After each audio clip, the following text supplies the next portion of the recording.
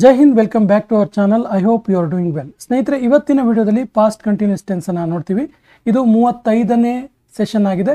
So ಹಿಂದಿನ ಎಲ್ಲ ವಿಡಿಯೋಗಳ ಸದುಪಯೋಗ ಮಾಡ್ಕೊಳ್ಳಿ. ಆ್ಯಕ್ಚುಲಿ 60 ಡೇಸ್ ಸ್ಪೋಕನ್ ಇಂಗ್ಲೀಷ್ ಕೋರ್ಸನ್ನು ನಾವು ಶುರು ಮಾಡಿ 35 ದಿನಗಳಾಗಿದೆ. ಇದು 35ನೇ ಸೆಷನ್.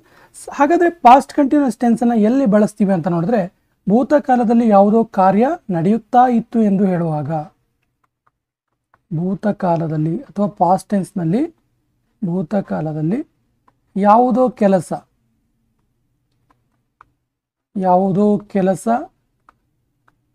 ನಡೀತಾ ಇತ್ತು ಅಂತ ಹೇಳುವಾಗ, ನಡೆಯುತ್ತಾ ಇತ್ತು ಎಂದು ಹೇಳುವಾಗ ನಾವು ಇಂಗ್ಲೀಷಲ್ಲಿ ಪಾಸ್ಟ್ ಕಂಟಿನ್ಯೂಸ್ ಟೆನ್ಸನ್ನು ಬಳಸ್ತೀವಿ. ಉದಾಹರಣೆಗೆ, ನಾನು ಅವ್ರ ಮನೆಗೆ ಹೋದಾಗ ಅವನು ಕ್ರಿಕೆಟ್ ಆಡ್ತಾ ಇದ್ದ ಅಂತ ಹೇಳಬೇಕಾದ್ರೆ ಹಿ ವಾಸ್ ಪ್ಲೇಯಿಂಗ್ ಕ್ರಿಕೆಟ್ ಅಂತೀವಲ್ಲ. ಸೊ ಇದನ್ನು ಪಾಸ್ಟ್ ಕಂಟಿನ್ಯೂಸ್ ಟೆನ್ಸಲ್ಲಿ ಬಳಸ್ತೀವಿ. ಮತ್ತು ವಾಸ್ ಮತ್ತು ವರ್ ಅನ್ನು ಹೆಲ್ಪಿಂಗ್ ವರ್ಬ್ ಆಗಿ ಬಳಸ್ತೀವಿ. ವಾಸ್ ಮತ್ತು ವರ್ ಗೊತ್ತಿದೆ ನಿಮಗೆ. ವಾಸನ ಸಿಂಗ್ಯುಲರ್ ಮುಂದೆ ಅಂದರೆ ಹಿ, ಶಿ, ಇಟ್ ಮತ್ತು ಸಿಂಗ್ಯುಲರ್ ನೇಮ್ ಮುಂದೆ. ಇನ್ನು ವರ್ ಅನ್ನು ವಿ, ಯು, ದೇ ಮತ್ತು ಪ್ಲೂರಲ್ ನೇಮ್ಗಳ ಮುಂದೆ ಬಳಸ್ತೀವಿ. ಸೊ ನೇರವಾಗಿ ಸ್ಟ್ರಕ್ಚರಿಗೆ ಹೋಗೋಣ.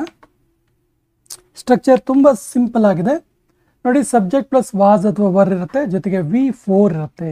ವರ್ಬ್ನ 4ನೇ ರೂಪ ಇರುತ್ತೆ. V4 ಯಾವುದು ಕೇಳಿದ್ರೆ, ಒಂದು ಉದಾಹರಣೆ ನೋಡಿದ್ರೆ, ಈಟ್ ಅನ್ನೋದು ನಾವು ಬೇಸ್ ಫಾರ್ಮ್ ಆಗಿ ತೆಗೆದುಕೊಂಡಾಗ ಏಟ್ ಅನ್ನೋದು ಪಾಸ್ಟ್ ಟೆನ್ಸ್ ಫಾರ್ಮ್ ಆಗುತ್ತೆ, ಇದು V2. ಇನ್ನು V3 ಈಟನ್ ಆಗುತ್ತೆ, ಇದು ಪಾಸ್ಟ್ ಪಾರ್ಟಿಸಿಪಲ್ ಅಂತ ನಾವು ಕರಿತೀವಿ.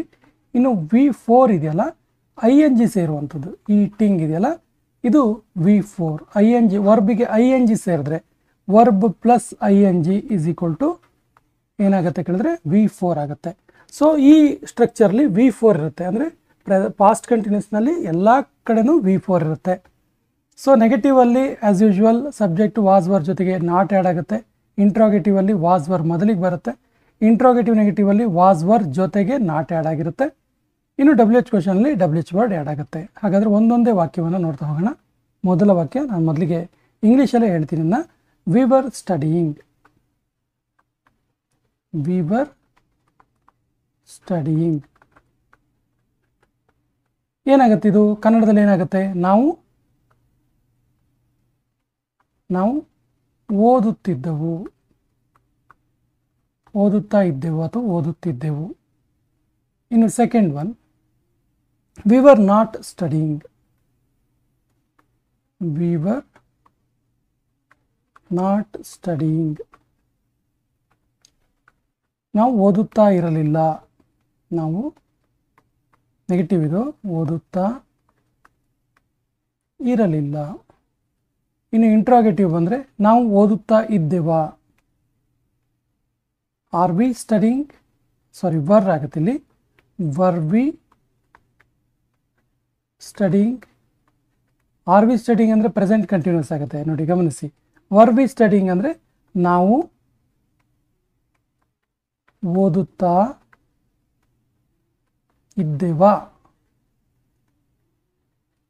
ಇನ್ನು ನಾಲ್ಕನೇದು interrogative negative. Were we not studying. Were we not studying ನಾವು ಓದುತ್ತಾ ಇರಲಿಲ್ಲವಾ. ನಾವು ಓದುತ್ತಾ ಇರಲಿಲ್ಲವಾ.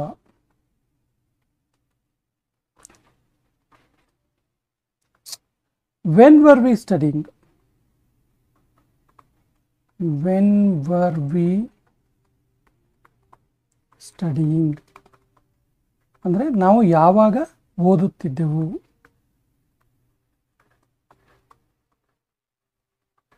ಯಾವಾಗ ಓದುತ್ತಿದ್ದೆವು ನೋಡಿ. ಒಂದೊಂದಾಗಿ ನೋಡೋಣ. Simple sentence, we were studying ನಾವು ಓದುತ್ತಿದ್ದೆವು. Negative, we were not studying ನಾವು ಓದುತ್ತಿರಲಿಲ್ಲ. ಇಂಟ್ರಾಗೇಟಿವ್, ವರ್ ವಿ ಸ್ಟಡಿಯಿಂಗ್ ನಾವು ಓದುತ್ತಾ ಇದ್ವಾ. Interrogative negative, were we not studying ನಾವು ಓದುತ್ತಾ ಇರಲಿಲ್ವಾ. ಇನ್ನು WH ಕ್ವಶನ್. WH ಕ್ವಶನ್ಗೆ ವೆನ್ ವರ್ ವಿ ಸ್ಟಡಿಯಿಂಗ್ ನಾವು ಯಾವಾಗ ಓದುತ್ತಿದ್ದೆವು. ಸೊ ಈ ರೀತಿಯಾಗಿ ಅತ್ಯಂತ ಸುಲಭವಾಗಿ ಸ್ಟ್ರಕ್ಚರ್ನ ಬಳಸ್ಕೊಂಡು ನಾವೇನು ಮಾಡ್ಬೋದು, ಪಾಸ್ಟ್ ಕಂಟಿನ್ಯೂಸ್ ಟೆನ್ಸನ್ನು ಮಾಡ್ಬೋದು. ಒಂದಷ್ಟು ಉದಾಹರಣೆಗಳನ್ನು ನೋಡೋಣ. ತುಂಬ ಸಿಂಪಲ್ ಆಗಿರುವಂಥ ಎಕ್ಸಾಂಪಲ್ಸ್. ಅವನು ನಮಗೆ ಕಾಯುತ್ತಿದ್ದನು. He was waiting for, he was waiting for us. ನಾವು ಸಿನಿಮಾಕ್ಕೆ ಹೋಗುತ್ತಿದ್ದೆವು. We were going to cinema. We were going to cinema. ನಾವು ಶಾಲೆಯಲ್ಲಿ ಆಡುತ್ತಿದ್ದೆವು. We were playing in the school. We were playing in the school. ನಾನು ನನ್ನ ಭವಿಷ್ಯದ ಬಗ್ಗೆ ಯೋಚಿಸುತ್ತಿದ್ದೆ. I was thinking about my future. I was thinking about my future. I was thinking about my future. ಅವಳು ನಿನಗೆ ಕಾಯುತ್ತಿದ್ದಳು. She was waiting for you. She was waiting for you. ನಾನು coffee ಕುಡಿತಾ ಇದ್ದೆ. I was drinking coffee. I was drinking coffee. I was drinking coffee. ಅವನು ನಮಗೆ ಕಾಯುತ್ತಿದ್ದ. He was waiting for us. ನಾವು ಸಿನಿಮಾಕ್ಕೆ ಹೋಗುತ್ತಿದ್ದೆವು. We were going to cinema. ನಾವು ಶಾಲೆಯಲ್ಲಿ ಆಡುತ್ತಿದ್ದೆವು. We were playing in the school. ನಾನು ನನ್ನ ಭವಿಷ್ಯದ ಬಗ್ಗೆ ಯೋಚಿಸ್ತಾ ಇದ್ದೆ. I was thinking about my future. ಅವಳು ನಿನಗೆ ಕಾಯುತ್ತಿದ್ದಳು. She was waiting for you. ನಾನು ಕಾಫಿ ಕುಡಿತಾ ಇದ್ದೆ. I was drinking coffee. ಹಾಗಾದರೆ ಇನ್ನೊಂದಷ್ಟು ಸುಲಭವಾದ ವಾಕ್ಯಗಳನ್ನು ನೋಡೋಣ. ಅವನು ತಂಗಿಯ ಜೊತೆ ಜಗಳ ಮಾಡ್ತಾ ಇದ್ದ. ಅವನು ತಂಗಿ ಜೊತೆ ಜಗಳ ಮಾಡ್ತಾ ಇದ್ದ. He was quarrelling with his sister. He was quarrelling with his sister. Quarrelling ಅಂದರೆ ಜಗಳ. He was quarrelling with his sister. ಅವರು ನಗುತ್ತಾ ಇದ್ರು. ಅವರು ನಗುತ್ತಿದ್ದರು. They were laughing. They were laughing. ನಾನು ಟ್ರೈನ್ಗೆ ಕಾಯುತ್ತಿದ್ದೆನು. ಇಲ್ಲಿ ನಾವು ಆಗಬೇಕು. ನಾವು ಟ್ರೈನ್ಗೆ ಕಾಯುತ್ತಿದ್ದೆವು. We were waiting for train. We were waiting for train.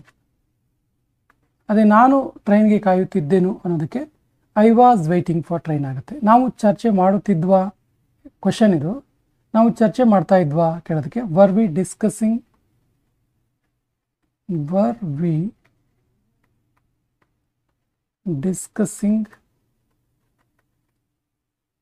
ನೀನು ಎಲ್ಲಿಗೆ ಹೋಗುತ್ತಿದ್ದೆ. Where were you going. Where were you going. ನೋಡಿ, ಅವನು ತಂಗಿಯ ಜೊತೆ ಜಗಳ ಮಾಡ್ತಾ ಇದ್ದ. He was quarrelling with his sister. ಅವರು ನಗುತ್ತಿದ್ದರು. They were laughing. ನಾನು ಟ್ರೈನ್ಗೆ ಕಾಯುತ್ತಿದ್ದೆ.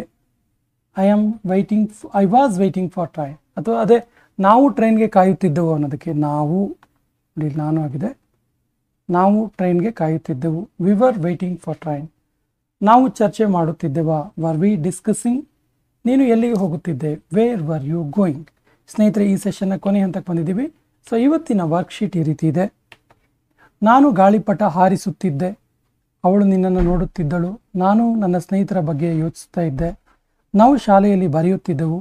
ನಾವು ಏಕೆ ಕೇಳಿಸಿಕೊಳ್ಳುತ್ತಿದ್ದೆವು. ಸೊ ಈ ವಾಕ್ಯಗಳಿಗೆ ಪಾಸ್ಟ್ ಕಂಟಿನ್ಯೂಸ್ ಟೆನ್ಸನ್ನು ಬಳಸಿಕೊಂಡು ಸರಿಯಾದ ಇಂಗ್ಲೀಷ್ ವಾಕ್ಯವನ್ನು ಕಮೆಂಟ್ ಬಾಕ್ಸಲ್ಲಿ ಕಮೆಂಟ್ ಮಾಡಿ. ಸ್ನೇಹಿತರೆ, ಇದು 60 ಡೇಸ್ ಸ್ಪೋಕನ್ ಇಂಗ್ಲೀಷ್ ಕೋರ್ಸ್ನ 35ನೇ ದಿನ. ಇವತ್ತು ನಾವು ಪಾಸ್ಟ್ ಕಂಟಿನ್ಯೂಸ್ ಟೆನ್ಸ್ ಬಗ್ಗೆ ತಿಳ್ಕೊಂಡ್ವಿ. ಹಿಂದಿನ ಎಲ್ಲ ವಿಡಿಯೋಗಳನ್ನು ನೋಡಿ ಮತ್ತು ನಮ್ಮ ಕಂಟೆಂಟ್ ಇಷ್ಟ ಆದರೆ ಲೈಕ್ ಮಾಡಿ ಮತ್ತು ನಿಮ್ಮ ಸ್ನೇಹಿತರಿಗೆ ಕೂಡ ಶೇರ್ ಮಾಡಿ ಮತ್ತು ನಮ್ಮ ಚಾನಲ್ ಮೊದಲ ಬಾರಿಗೆ ನೋಡ್ತಾ ಇದ್ದರೆ ಸಬ್ಸ್ಕ್ರೈಬ್ ಆಗಿ ಅಂತ ಹೇಳ್ತಾ ಇವತ್ತಿನ ಸೆಷನ್ ಕಂಪ್ಲೀಟ್ ಮಾಡ್ತಾ ಇದ್ದೀವಿ. ಜೈ ಹಿಂದ್.